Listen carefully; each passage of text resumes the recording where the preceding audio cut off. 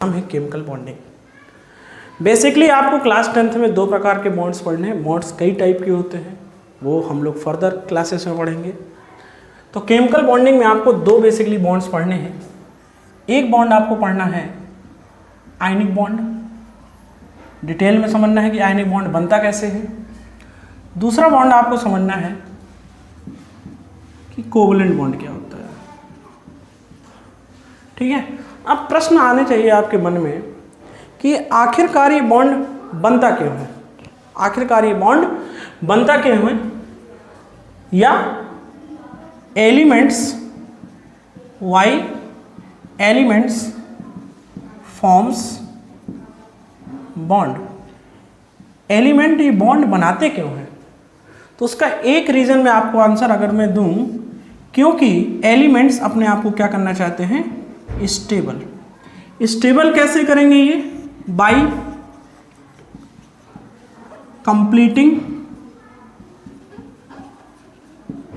There octet. Octet का क्या मतलब है कि जो एलिमेंट्स का होते हैं ना, उन एलिमेंट्स के अगर आउटर मोस्ट सेल में चले हम लोग, अगर आउटर मोस्ट सेल में जाएं, तो अगर आउटर मोस्ट सेल में किसी भी तरीके से 8 इलेक्ट्रॉन्स हो जाएं, तो वो एलिमेंट हमारा क्या हो जाएगा, ऑक्टेट पूरा कर लेगा। और ऑक्टेट पूरा करने के कारण ही वो क्या हो जाता है, स्टेबल हो जाता है। अभी आपको धीरे धीरे ये चीज़ें समझ में आएंगी। तो आपको इतना सा समझना है कि एलिमेंट्स अपने आउटर मोस्ट सेल में 8 इलेक्ट्रॉन कंप्लीट करने का प्रयास करता है। वो प्रयास आपका बाय डोनेटिंग भी हो सकता है, donating of electron, bye accepting भी हो सकता है, और बाय शेयरिंग भी हो सकता है। अब याद रखिएगा, जब भी डोनेशन और एक्सेप्टिंग वाला खेल होगा तो वहाँ पर बेसिकली बॉन्ड बनेगा आयनिक बॉन्ड, और जहाँ पर ये शेयरिंग वाला काम होगा वहाँ पर बॉन्ड बनेगा कोवलेंट बॉन्ड। अब एक एक करके इन चीज़ों को समझते हैं और आपको लेयर बाय लेयर चीज़ें समझनी होगी। तो चलिए स्टार्ट करते हैं आयनिक बॉन्ड को।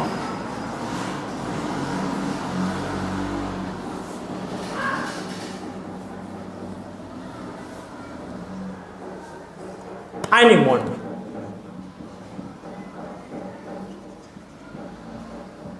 नाम से ही पता चल रहा है कि आयनिक, आयनिक मतलब जो आयंस के बीच बने।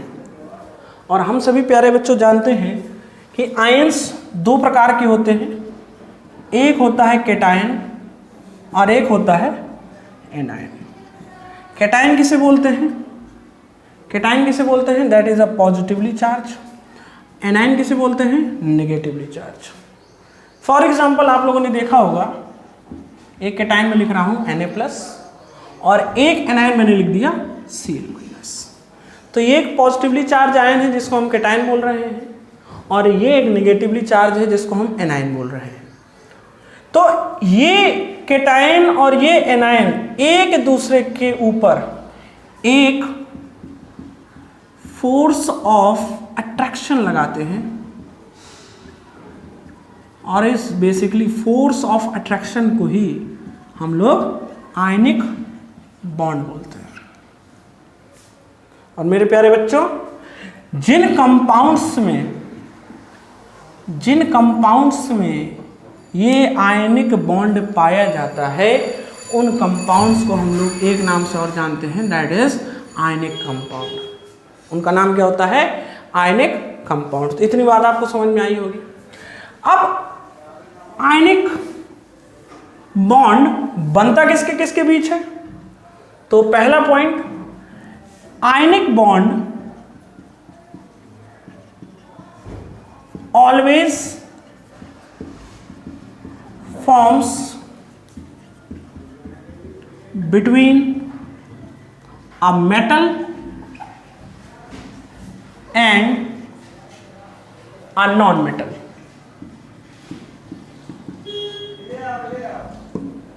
एक मेटल और एक नॉन मेटल के बीच बनने वाले बॉन्ड को हम लोग बोलते हैं आयनिक बॉन्ड।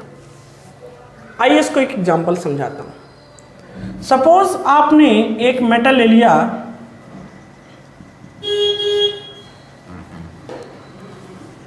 सोडियम।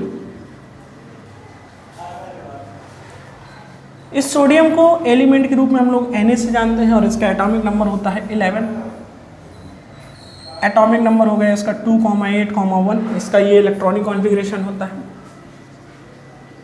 ये इसका इलेक्ट्रॉनिक कॉन्फ़िगरेशन होता है।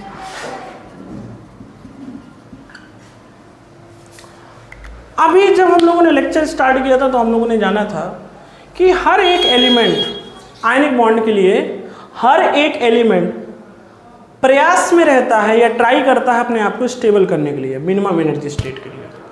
वो प्रयास कैसे करेगा कि उसका आउटर मोस्ट सेल में 8 इलेक्ट्रॉन हो जाए।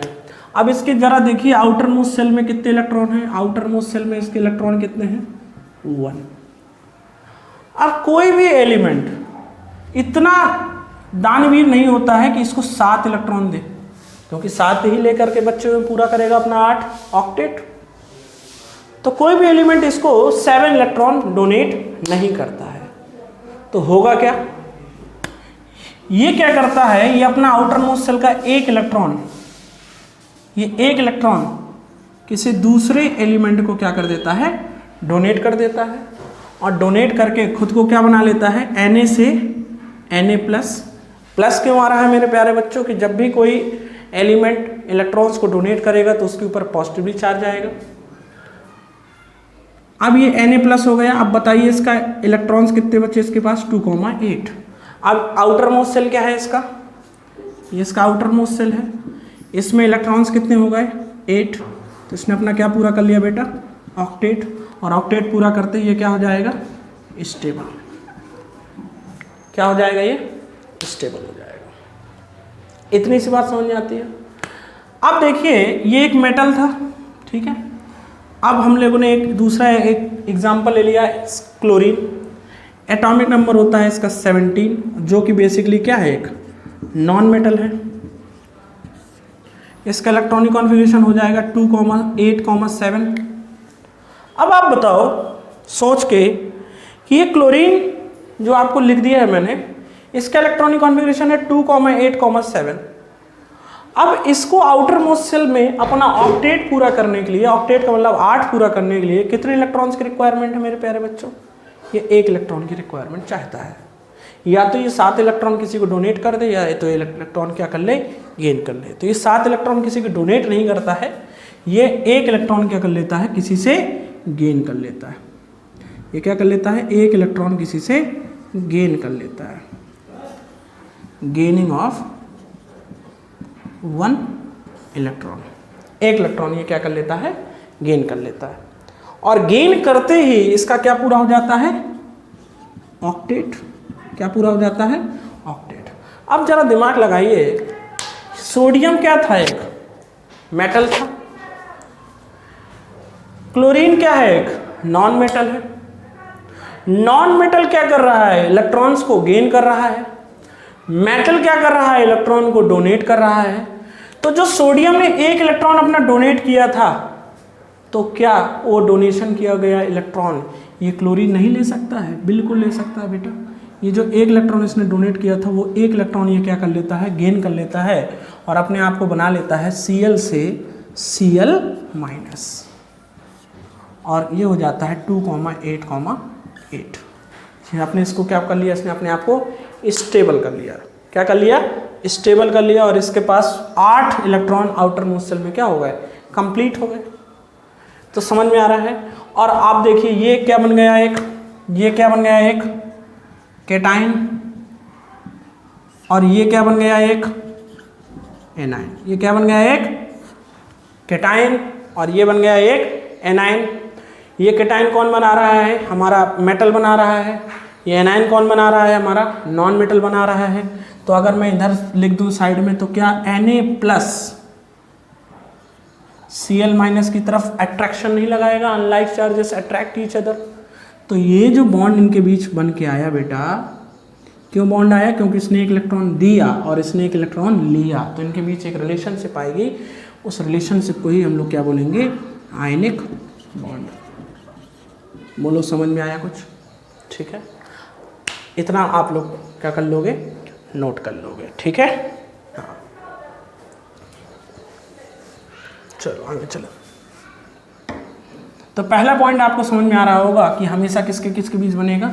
एक मेटल और एक नॉन मेटल के बीच बनेगा। चलिए आगे चलते हैं।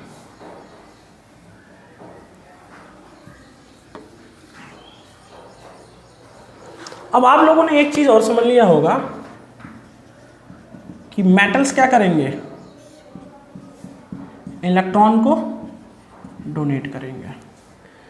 और मेटल्स कितने कितने इलेक्ट्रॉन डोनेट कर सकते हैं? 1 2 3। अभी हम समझेंगे कौन कौन से मेटल्स कैसे इलेक्ट्रॉन डोनेट करेंगे। और नॉन मेटल्स इलेक्ट्रॉन को एक्सेप्ट करेंगे। ठीक है, कितने एक्सेप्ट कर सकते हैं? 1, 2, 3। ठीक है, ठीक है, समझ में आ रहा है?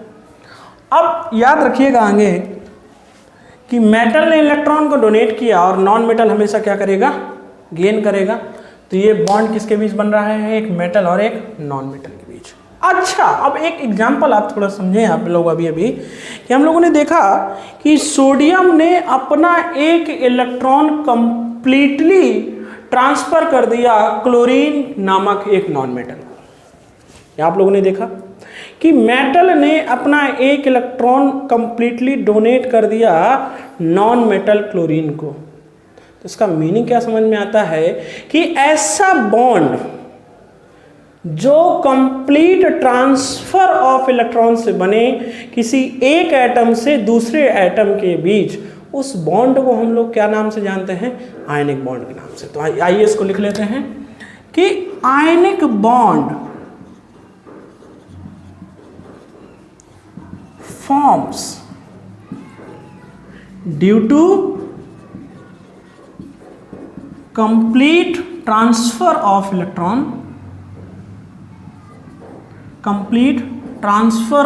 electron from one atom to the another atom। ये इसकी डेफिनेशन आ गई कि जब किसी मेटल से कोई भी इलेक्ट्रॉन कंप्लीटली ट्रांसफर हो जाए दूसरे एटम के लिए, उसके बीच हमेशा क्या बनेगा? आयनिक बॉन्ड बनेगा। क्या बनेगा? आयनिक बॉन्ड बनेगा। ठीक है, और हम लोग ये भी समझ सकते हैं कि आयनिक बॉन्ड किसके किसके बीच बनेगा? एक कैटायन और एक एनायन के बीच। किसके किसके बीच बनेगा? एक कैटायन और एक एनायंस के बीच बनेगा।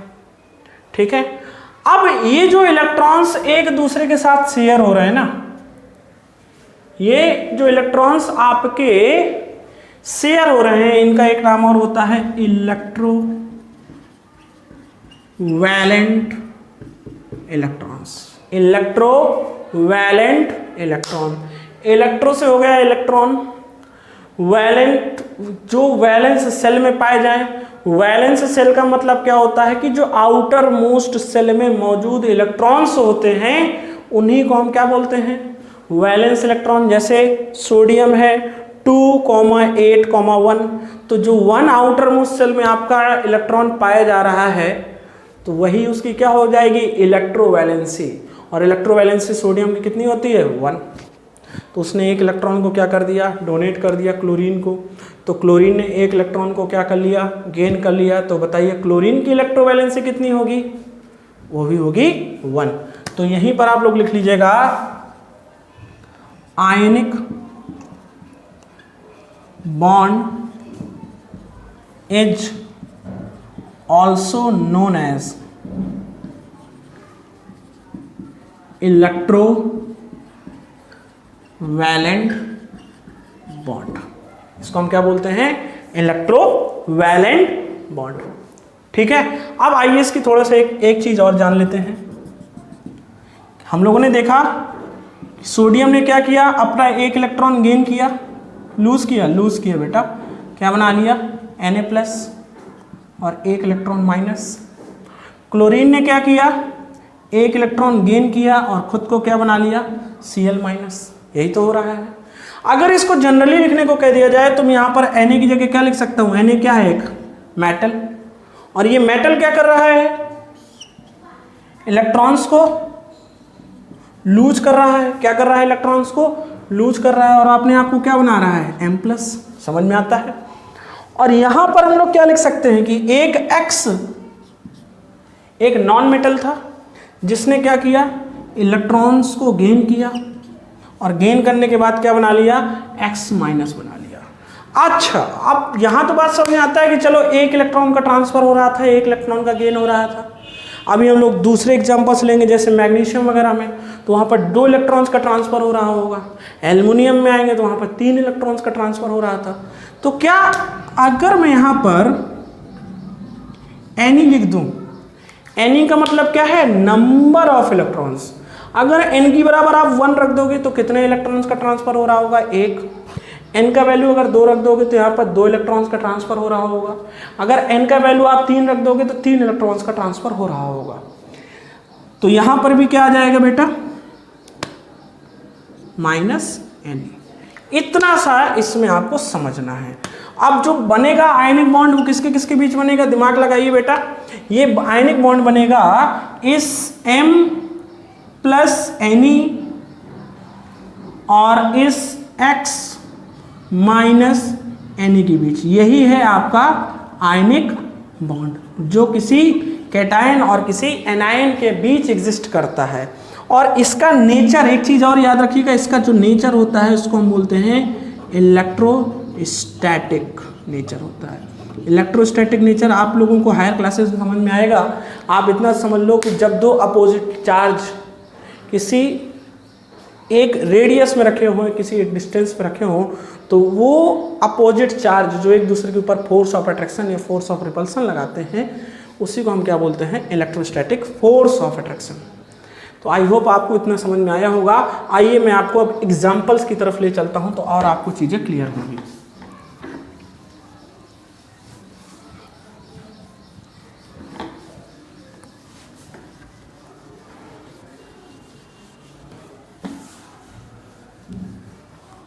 उससे पहले आप लोग कुछ चीजें लिख लीजिएगा। कुछ चीजें मैं यहाँ पे नोट कर रहा हूं, ये आपके काम की होंगी। याद रखिएगा, सोडियम हमेशा 1 इलेक्ट्रॉन ट्रांसफर करेगा, ठीक है। मैग्नीशियम हमेशा 2 इलेक्ट्रॉन ट्रांसफर करेगा। क्यों करेगा 2 इलेक्ट्रॉन ट्रांसफर? क्योंकि इसका इलेक्ट्रॉनिक कॉन्फ़िगरेशन देखिए जरा, एटॉमिक नंबर हो गया 12, तो 2,8,2, और जो आपका ट्रांसफर होगा वो हमेशा आउटर मोस्ट सेल का होगा, तो ये कितने इलेक्ट्रॉन ट्रांसफर करेगा? 2। फिर अगर एल्युमिनियम की बात करें, एल्युमिनियम का होता है 13, 2,8,3, 3 इलेक्ट्रॉन का ट्रांसफर कर सकता है। समझ में आ रहा है? तो ये हमारा इतना सा समझ में आ रहा है कि हम लोगों को ये मेटल्स हैं, ये मेटल्स क्या करेंगे? इलेक्ट्रॉन्स का डोनेशन करेंगे। ये करेंगे डोनेट, ये करेंगे डोनेट। आप कुछ नॉन मेटल्स ले लेते हैं, जैसे क्लोरीन। क्लोरीन क्या करेंगे? 1 इलेक्ट्रॉन्स को गेन करेंगे, ठीक है। समझ में आ रहा है? अब जैसे जैसे आपके एग्जांपल्स आते जाएंगे, जैसे ऑक्सीजन है आपका, ऑक्सीजन 2 इलेक्ट्रॉन्स गेन करेगा, इसकी इलेक्ट्रोवैलेंसी -2 होती है। और इसी तरह से जैसे जैसे आपके एग्जांपल्स आते जाएंगे वैसे वैसे आप चीज़ें समझते चलोगे। जनरली आप लोग लिख सकते हो, जनरली आप लोग लिख सकते हो, ये चीज़ें जनरली हैं, ये बहुत छोटी चीज़ें हैं। बाकी पीरियोडिक टेबल में और चीज़ें समझ में आ जाएंगी आपको। अब आते हैं इसके एग्जांपल्स में। एक एग्जांपल आपसे कह दिया गया कि एक कंपाउंड है MgCl2, एक कंपाउंड है जिसका नाम है MgCl2, जो कि एक सॉल्ट है, इसका नाम होता है मैग्नीशियम क्लोराइड। मैग्नीशियम क्लोराइड, इसका आप आयनिक बॉन्ड बना करके दिखाइए। तो देखिए जरा, मैंने Mg को ऐसे लिख लिया, क्लोरीन को ऐसे लिख लिया, क्लोरीन को ऐसे लिख लिया। अब आप बताइए मैग्नीशियम का एटॉमिक नंबर होता है 12, 2, 8, 2। आउटर मोस्ट शेल में इसके पास कितने इलेक्ट्रॉन्स होंगे? 2। क्लोरीन का बताइए, क्लोरीन का एटॉमिक नंबर होता है 17, 2, 8, 7। आउटर मोस्ट शेल में कितने इलेक्ट्रॉन्स होंगे? 1, 2, 3, 4, 5, 6, 7। 1, 2, 3, 4, 5, 6, 7। अब बताइए क्लोरीन को अपना इलेक्ट्रॉनिक कॉन्फ़िगरेशन कंप्लीट करना है, ऑक्टेट पूरा करना है, तो कितने इलेक्ट्रॉन्स की ज़रूरत है इसको? इसको 1 इलेक्ट्रॉन की ज़रूरत है। तो ये मैग्नीशियम क्या करेगा? 1 इलेक्ट्रॉन का यहाँ पे ट्रांसफ़र कर देगा, और ये मैग्नीशियम इसको 1 इलेक्ट्रॉन ट्रांसफ़र कर देगा। आप लोग देख रहे होंगे कि मैग्नीशियम ने 1 इलेक्ट्रॉन इसको ट्रांसफ़र कर दिया और 1 इलेक्ट्रॉन इसको ट्रांसफ़र कर दिया। तो बताइए इसकी लाइफ जंगल वाला हो गई। इसके पास भी 8 इलेक्ट्रॉन हो गए, इसके पास भी 8 इलेक्ट्रॉन हो गए। मैग्नीशियम के पास थे 12, 2, 8, 2। इसने 2 इलेक्ट्रॉन ट्रांसफ़र कर दिए। तो बताइए इसका ऑक्टेट पूरा नहीं हो गया, 8 इलेक्ट्रॉन हो गए। तो बताइए Mg ने कितने इलेक्ट्रॉन ट्रांसफ़र किए? अगर मैं इधर लिख दूँ तो Mg ने कितने इलेक्ट्रॉन ट्रांसफ़र किए? 2 इलेक्ट्रॉन। और इनके बीच क्या आ जाएगा? एक इलेक्ट्रोस्टैटिक फोर्स ऑफ अट्रैक्शन आ जाएगा। तो इसको हम क्या बोलेंगे? Ionic bond. और ये कंपाउंड जो आपका MgCl2 था, इसको क्या बोलेंगे? Ionic compound. क्या बोलेंगे? Ionic compound. ठीक है, इतनी बात समझ में आ रही होगी। अब देखिए थोड़ा सा कुछ जनरली चीज़ें समझ लेते हैं।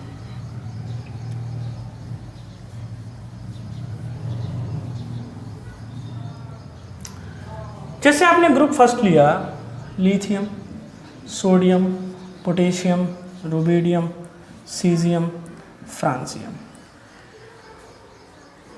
हाइड्रोजन बेसिकली नॉन मेटल होता है, मैं उसको कंसिडर नहीं कर रहा हूँ। ली, ने, की, रब से फरियाद। ठीक है, तो इसका देखिए 3, इसका 11, इसका 19, इसका 35, इसका 57। इतना मतलब नहीं है आपका, इतने से काम चल जाएगा। 2, 1, 2, 8, 1, 2, 8, 1। तो आउटर मोस्ट शेल में देखिए सभी के कितने इलेक्ट्रॉन आ रहे हैं? 1। तो फर्स्ट ग्रुप है जो पीरियोडिक टेबल का, वो सारे के सारे अपने अपने आउटर मोस्ट शेल से 1 इलेक्ट्रॉन ट्रांसफ़र करते हैं। अगर मैं सेकेंड ग्रुप ले लूँ,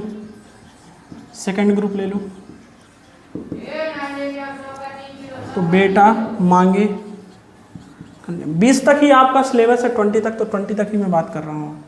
तो ये हो जाएगा 4, 2, 2। ये हो जाएगा 12, 2, 8, 2। ये हो जाएगा 20, 2, 8, 2। बताइए कितने इलेक्ट्रॉन ट्रांसफ़र कर सकता है? 2। समझ में आ रहा है? इसी तरह से अगर आप थर्ड ग्रुप, अगर आप लोग इसको मान लेते हो बोरॉन फैमिली को, बोरॉन फैमिली, इसकी ट्रिक होती है याद करने की, बैगन, आलू, है ना, गाजर इन थैला, लेकिन हम लोगों को उससे नहीं पढ़ना, हम लोग हाई स्कूल का सिलेबस देखेंगे। 5, 2, 3, और ये हो गया 13, 2, 8, 3। अब बताइए आउटर मोस्ट शेल से कितने इलेक्ट्रॉन ट्रांसफ़र कर सकता है? 3। ठीक है, आगे की बात हम लोग नहीं करेंगे कि कार्बन फैमिली हमारा 4, वो आपका कोवलेंट बॉन्ड बनेगा। तो ये आपको, मुझे लगता है ये चीज़ समझ में आ गई होगी। एक एग्जांपल और लेते हैं हम लोग।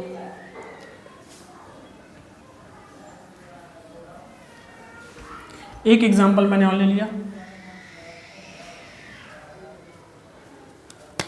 इसी से मिलता जुलता CaCl2। क्या ले लिया? CaCl2। तो देखिए ये रखा हुआ है कैल्शियम, ये रखा हुआ है कैल्शियम। कैल्शियम का होता है इलेक्ट्रॉनिक कॉन्फ़िगरेशन 2, 8, 2। 2 इलेक्ट्रॉन्स आएंगे। क्लोरीन 1, 2, 3, 4, 5, 6, 7। क्लोरीन 1, 2, 3, 4, 5, 6, 7। इसको ऑक्टेट पूरा करने के लिए 1 इलेक्ट्रॉन चाहिए, तो ये 1 इलेक्ट्रॉन क्या करेगा? इसको डोनेट कर देगा, ये 1 इलेक्ट्रॉन इसको डोनेट कर देगा। तो कैल्शियम का भी देखिए इलेक्ट्रॉनिक कॉन्फ़िगरेशन क्या हो जाएगा? 2, 8, 8। तो ये भी अपना ऑक्टेट पूरा कर लेगा बेटा।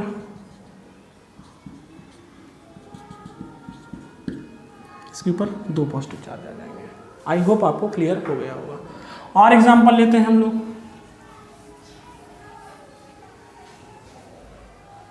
एक एग्जांपल और हम लोगों ने ले लिया, सोडियम ऑक्साइड Na2O। Na2O देखिए, अब जरा ऑक्सीजन का देखिए, ऑक्सीजन का एटॉमिक नंबर कितना होता है 8। ऑक्सीजन का एटॉमिक नंबर होता है 8 2,6, यही तो होगा। देखिए 2 सोडियम हमने बना लिया ऐसे करके, यहाँ पर ऑक्सीजन रख दिया। अब सोडियम का इलेक्ट्रॉनिक कॉन्फ़िगरेशन होता है 2,8,1, एक इलेक्ट्रॉन इसके मैंने आउटर मोस्ट शेल में रख दिया। अब जरा ऑक्सीजन का देखिए कितने इलेक्ट्रॉन रह सकते हैं 6, 1 2 3 4 5 6। तो जरा देखिए ऑक्सीजन को इलेक्ट्रॉनिक कॉन्फ़िगरेशन कितनी की जरूरत है 8 की। ये एक इलेक्ट्रॉन इससे ले लेगा, एक इलेक्ट्रॉन इससे ले लेगा, तो इसके पास आ जाएगा O-2 और ये हो जाएगा Na+ और ये हो जाएगा Na+। तो बेसिकली इस तरह से आप लोगों के क्या होते हैं कंपाउंड्स बनते हैं, आयनिक कंपाउंड्स। आप लोग और प्रैक्टिस करिएगा, कोई चीज़ नहीं समझ में आए तो आप पूछिएगा। अब अगला जो आप टॉपिक डालेंगे वो डालेंगे प्रॉपर्टीज ऑफ आयनिक कंपाउंड्स।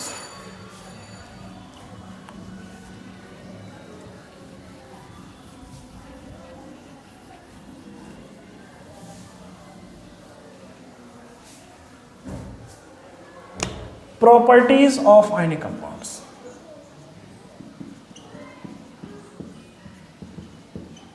अब याद रखिएगा मेरे प्यारे बच्चों, जो आयनिक बॉन्ड होते हैं ना, जितने भी आयनिक बॉन्ड का आपको बेस्ट एग्जांपल बताता हूँ। अपने रॉक सॉल्ट देखा होगा, खड़ा नमक, वही खड़ा नमक की बात है हम लोग बात कर रहे थे NaCl। वो क्या होता है बहुत ज़्यादा स्ट्रांग होता है। आप उसको अगर जल्दी तोड़ना फोड़ना चाहोगे तो टूटता फूटता नहीं है, क्योंकि उसके जो अंदर कॉन्स्टिट्यूएंट एटम्स है ना Na+ और Cl-। Na+ क्या है केटायन है और Cl- एक एनायन है। उनके बीच एक बहुत ज़्यादा स्ट्रांग फोर्स ऑफ अट्रैक्शन लगता है, जिसको हम क्या बोलते हैं आयनिक बॉन्ड। तो इसीलिए उसको आप ना तो जल्दी से ब्रेक कर सकते हो। अगर आप किसी वाटर मान लो, तो वाटर में आपने डाल दिया उसे, वाटर पहले 100 डिग्री सेल्सियस में बॉईल कर रहा था, लेकिन जैसे आपने नमक डाल दिया तो वाटर का बॉइलिंग पॉइंट रेज क्यों कर जाता है? रेज इसलिए कर जाता है क्योंकि अब आपने उसमें NaCl क्रिस्टल डाल दिया, और NaCl क्रिस्टल डालने से उसका बॉइलिंग पॉइंट और मेल्टिंग पॉइंट के दोनों क्या हो जाते हैं हाई हो जाते हैं। तो याद रखिएगा पहली प्रॉपर्टीज हम लोग जान सकते हैं, प्रॉपर्टीज ऑफ आयनिक कंपाउंड है ये, प्रॉपर्टीज ऑफ आयनिक कंपाउंड। पहला, ionic compounds have high melting point and boiling point due to strong force of attraction between cations and anions। और इस फोर्स को तोड़ने के लिए आपको क्या करनी पड़ती है, ज़्यादा एनर्जी की रिक्वायरमेंट पड़ती है। जब ज़्यादा एनर्जी की रिक्वायरमेंट पड़ेगी तो ये फोर्स ऑफ अट्रैक्शन क्या होता जाएगा, मजबूत हो जाएगा। ठीक है, समझ में आ रहा है? ये मेल्टिंग पॉइंट है और ये बॉइलिंग पॉइंट है। दूसरा, ionic compounds are crystalline in nature. कैसे होंगे बेटा? क्रिस्टल शेप में होंगे। जैसे फॉर एग्जांपल Na+, अगर मैं क्रिस्टल बनाऊं Cl-, Na+, Cl-, Na+, Cl-, Na+,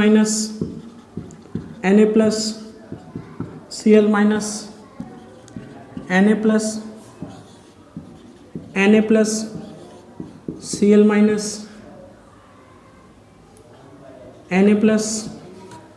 Cl-। और ये सबके ऊपर क्या लगा रहे होंगे, एक दूसरे के ऊपर फोर्स ऑफ अट्रैक्शन लगा रहे होंगे।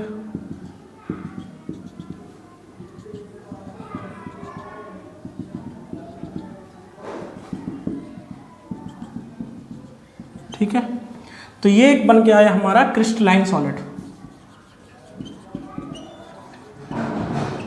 क्या बन के आया? Crystalline solid. क्रिस्टलाइन सॉलिड का क्या मतलब होता है कि अगर इस कंपाउंड को कहीं से भी ब्रेक किया जाए, मान लो यहाँ से मैंने काट दिया तो इक्वल पार्ट्स, मैंने यहाँ से मान लीजिए इसको डिवाइड कर दिया तो इक्वल पार्ट्स, यहाँ से डिवाइड कर दिया, कहीं से भी आप इसको ब्रेक करोगे तो जो इसकी सिमेट्री होती है ना, वो कैसा होता है? वो सिमेट्रिकल इन नेचर होता है। कैसे नेचर का होता है? सिमेट्रिकल नेचर का होता है। ठीक है, चलिए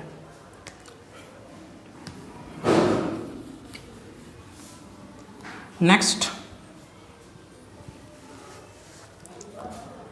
ionic compounds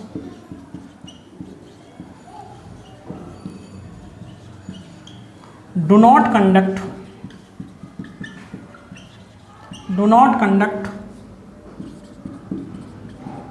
electricity in solid state but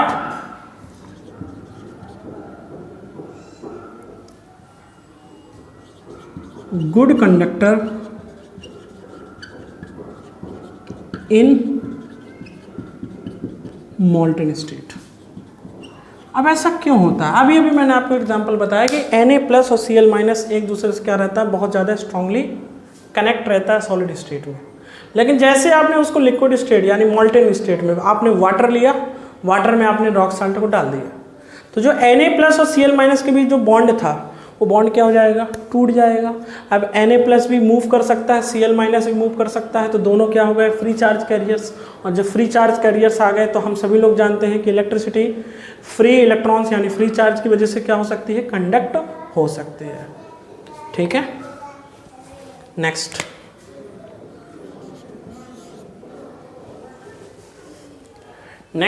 आप लोग देखिए कि जो आयनिक कंपाउंड्स होते हैं ये वाटर में क्या हो जाते हैं?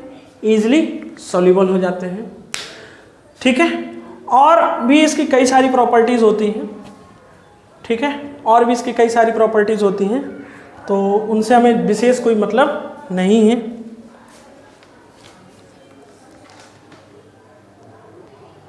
तो हम लोग क्या लिख सकते हैं कि दे आर